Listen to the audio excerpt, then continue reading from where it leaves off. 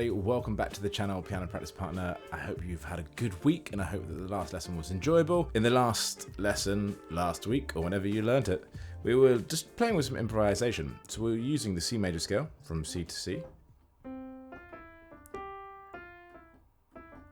And we were just making some stuff up, listening to ourselves play, doing it with the right hand, doing it with the left hand. And just enjoying the process of experimentation, repetition of things that we like, then expanding on the things that we like, and getting used to listening and responding to the music rather than just watching and repeating what I'm doing. We're learning our own musical independence and putting our own spin and flavor on things. So we're going to expand on that this week by learning the F blues scale. How very exciting. And the improvisation we'll be able to do with this compared to last week will be great because we'll have a different structure. But to begin with, it'll be really useful for us to understand the F major scale. So far, we've been concerning ourselves with C major, which, as we know, are just these white notes here. There are no sharps or flats. We haven't concerned ourselves with any of these black keys yet, but today we're going to venture off these white keys up to these black keys and back to the white keys. So the F major scale sounds a little bit something like this.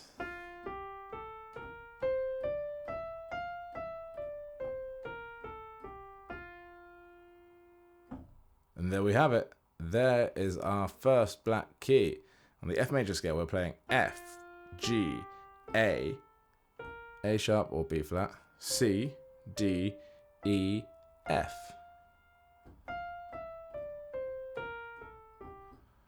And you see there, I have arranged my fingers poorly, had to jump my thumb down. So how are we going to do this? Before we were crossing the thumb over on the third.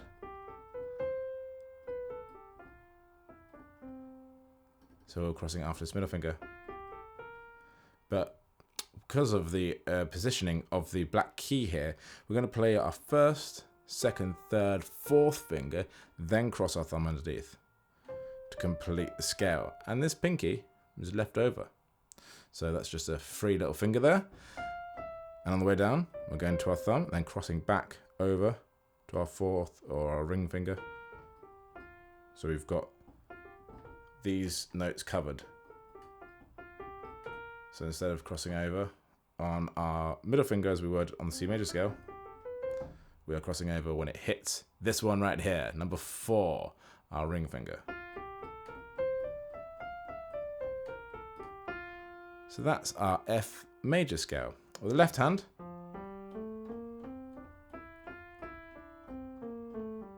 it's a bit of a different setup. We're going to be able to use all of our fingers on the way up. 1, 2, 3, 4, 5. Once we get to our thumb, we're crossing over our middle finger. So we're ending with our thumb. On the way back down, crossing under our thumb. So I'll do that again. Cross. Cross. So together,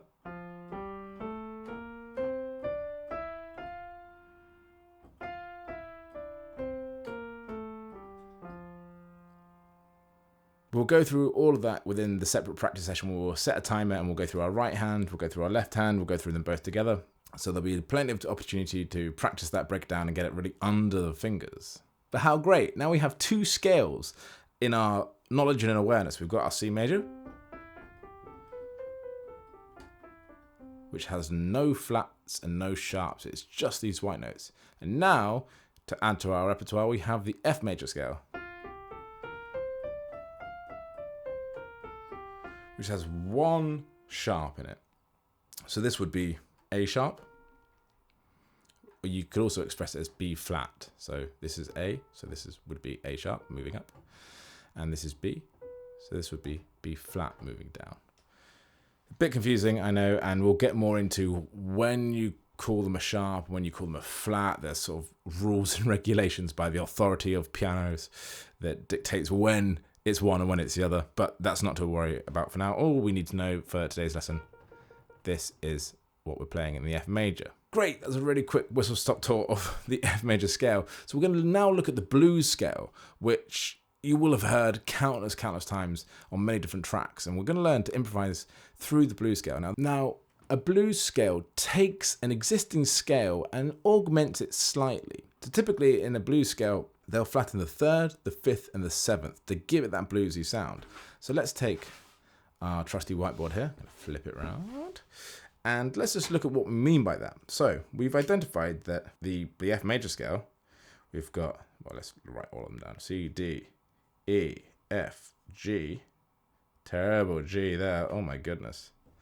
Rub that one. G, A, B, C, D, E, F. Great. So we've got our notes written here. We're coming back to our Roman numerals that we know and love. So our 1, where is our new 1 in F major? Our new 1 would be the F. So this is now number 1, right? So 1, this is count up. 2, 3, 4, 5, 6, 7, and then back to our 8. So we now know the blues scale flattens the third, the fifth, and the seventh. With my terrible handwriting, scrawly handwriting. So instead of playing our F major scales, we've just learnt it, which would be, being careful to avoid rubbing off any of the marker I've put on, we're going to take our third and we're going to flatten it. So it now becomes, just in case I haven't explained what flattening is. So we're taking the note, if we're flattening something or sharpening something, we're moving it half a step down or up. So if it's flattening the note, so say we're flattening D, we're moving it half a step down. So it would be the next immediate note to its left, which would be here. If you remember, if it's moving 2 notes, that's a whole note. So between C and D, that's a whole note. But between C and this one, C sharp, that's a half note. So in order to flatten a note, we just need to take it down half a step. Same with the sharp. If you want to make it something sharp, move it half a step up. So that's D sharp or D flat. So taking that knowledge that we've just learnt, so we know we're flattening these notes. So let's wipe that off and write out the F major. So an F major. So that's our F major scale. And to play the blues scale in F, we're flattening, as we've identified, that third, that fifth, and that seventh. So that A now becomes A flat. So let's do it down here. A flat. That flattened fifth then becomes a B, and that flattened seventh then becomes E flat. So you can see we're taking these notes down, and everything else is the same. So that's our notes. So here are our notes for our F blues scale. Now there's one other thing to mention. As well as flattening these notes, we're also going to omit one note. We're going to omit the second. So we're going to take away this G. Also, I'm just going to rub out that little smudge there. So we're not playing the G. We are playing the rest of it though. And so we're taking away the G because it makes it a pentatonic scale. So penta meaning 5 and tonic meaning, I imagine, and this is just me intuiting, because we remember that the tonic is our return to the 1. So it's the 1 plus 5 of the notes, is my understanding of it. That's me just making a logical jump. Please get in the comments if that is completely incorrect. But we're getting 1, 5, 4, 3, 2, 1. So we're missing out this G here. So instead of playing this F major scale,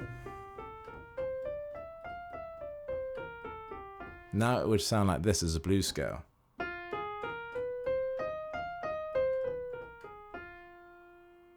You can immediately hear it, can't you, that blues?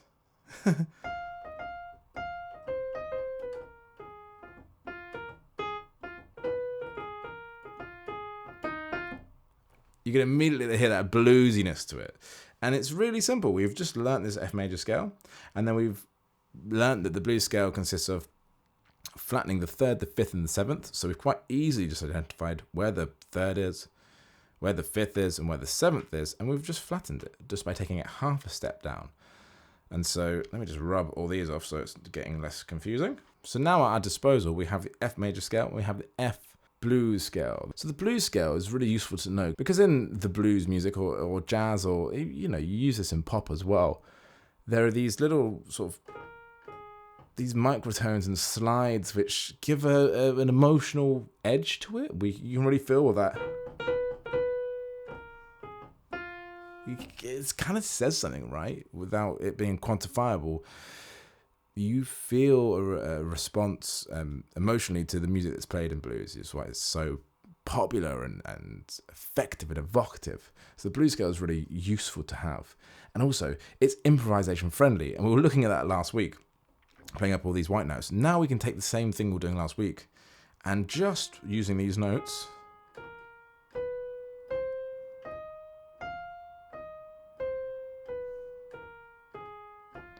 we can now improvise quite freely around the blues scale and make some really nice sound, really nice music. And the reason why it's so friendly for us beginners is because this scale can be played over many different chord progressions and chord changes within this F blues.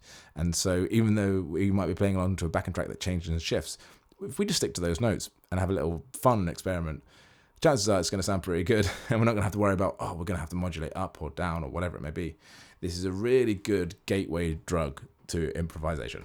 So we're going to have loads of fun in the following session when we're going to get a backing track and we're going to really practice along.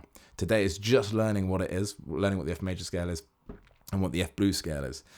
Getting that understood, getting that in our fingers and in our heads.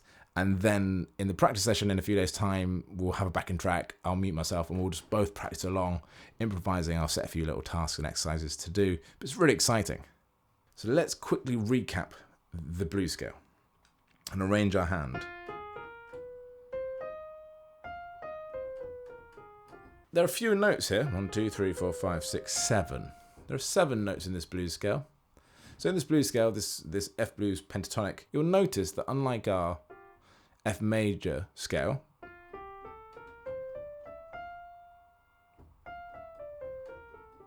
one, 2, 3, 4, 5, 6, 7, 8. There are 8 notes in our scale, as we already know and have understood from our C major. In our F pentatonic blues, there are fewer notes. Let's count them up. 1, 2, 3, 4, 5, 6, 7. There are only 7 notes because we, as you may recall, have missed out this G. Let's listen to it when we play it as the G included.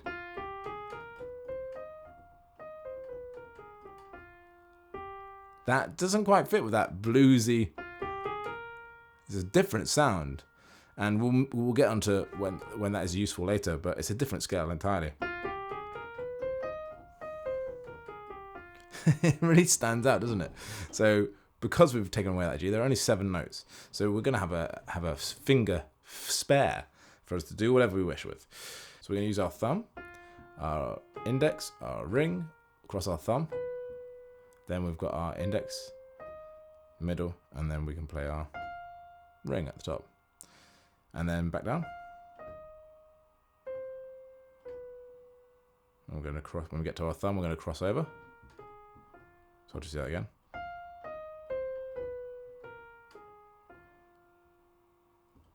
So one more time, up and down.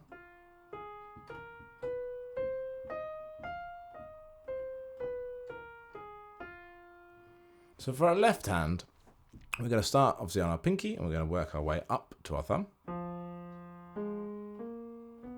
So when our thumb lands on the C here, we're going to cross over. I'm going to play middle. And then you can either choose to use your thumb here.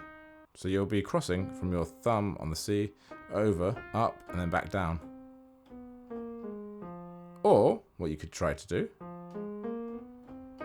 is your sort of index finger's already here. So you could choose to use your index and then thumb back down.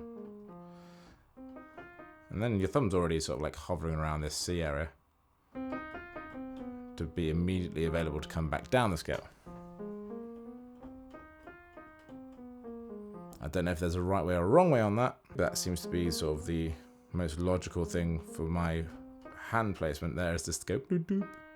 And if you were to carry on, you've got your thumb available to you, so that's good, rather than getting stuck here, then your hand to cross immediately again. So that makes sense to me that you would go. Great, so we've learned it with our right hand. And we've learned it with our left hand.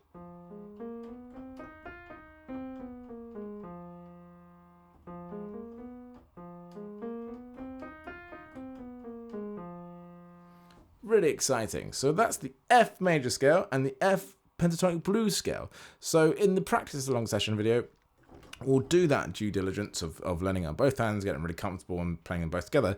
And then I'll get a backing track, put it into the video so that we've got something to practice this against. So we'll take what we've done last week with the improvisation, and we're just going to then package it within this structure. I'm going to take it really slow, but just enjoy the fun of repeating things.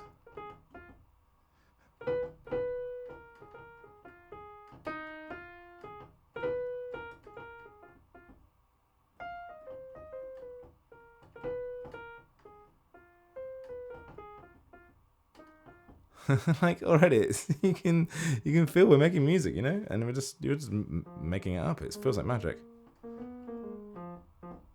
I'm going to do it with our left hand as well. I'm just getting really competent, just playing in this blues, and we'll expand upon that. But it's really exciting. Don't forget, with all this information that's coming at us thick and fast, I know it can be really overwhelming. Like, how do you find the time to practice? Hopefully the practice along sessions are really useful for that.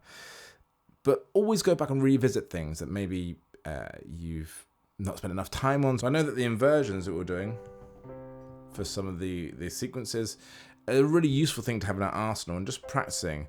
Okay, there's C, but I can also play C here and here.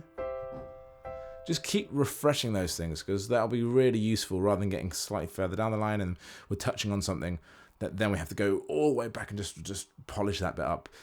Whilst we're learning something new and exciting like this, great, we're playing F blues, it's really fun. Just maybe even go back and pick one of the practice along videos in the series for something like the chord progressions or inversions or whatever it may be. I'm trying to structure this a year's worth of learning so that we are progressing, but there are no rules that say you have to like follow all the videos in sequence. You can chop and change. It would be really useful to go from lesson 1 all the way up to lesson whatever it may be, but there's nothing stopping you jumping around or going back and reviewing something later down the line just to recheck in with that aspect of your playing. But it's really fun. I really hope that's been clear and useful. Just FYI, not making excuses. I'm in a bit of a rush today, but I didn't want to not do a video. And so hopefully the F major scale makes sense, and hopefully the F blues makes sense. We'll be touching back in on all this stuff, especially in the practice along in the next video. We'll be touching back in on this really soon. So don't you worry, I'll consolidate the information for myself and for you. But in the meantime, have fun with this blues scale. Suddenly it feels like we're actual musicians. We now know a song that we can play. We let it be. We now know inversions. That feels like a legit thing to know. And we now know a blues scale, which even just playing it in its normal form makes me feel like I know what I'm doing already, which is a big, big bonus. So thank you so much, everybody, for learning, for practicing along. I'll see you real soon for the next video lesson. In the meantime, have fun practicing. Drop a comment below. Let me know what your wins of the week are, where you're practicing from, anything that you want to learn in the future. And yeah, see you next time.